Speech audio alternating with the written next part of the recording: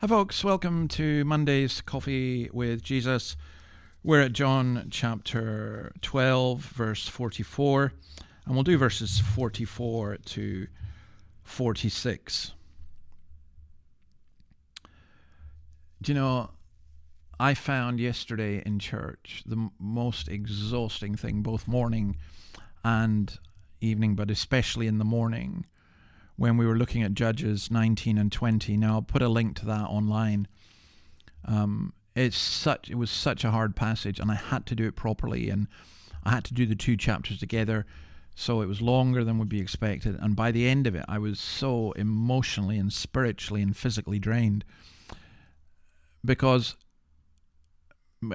if you can be bothered listening to it, it's a sermon that kind of summed up my life and what I've been trying to do. So, yeah, always good to come back to the Gospels and to come back to the Word of God, and that's where we're at, John 12, verse 44. Then Jesus cried out, "Whoever believes in me does not believe in me only, but in the one who sent me. The one who looks at me is seeing the one who sent me. I have come into the world as a light, so that no one who believes in me should stay in darkness." I love this. Hebrews 1 tells us that the Son is the image of the invisible God. Sorry, that's Colossians rather. And Hebrews 1 also says the same thing. And what Jesus is saying is, if you look at me, you're seeing God.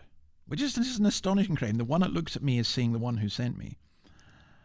And that's because Jesus came into the world so that no one who believes in him should stay in darkness. When we looked at Judges yesterday, there's a great darkness, and I was talking about the darkness that's in the world, but I never want to leave it there.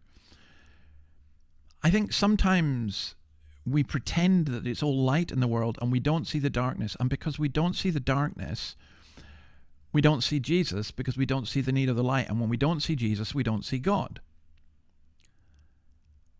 So I think it's an astonishing claim. If you want to see God, then you have to see Jesus. Well, how can you see Jesus? It's not an image of him. It's not a painting. It's not.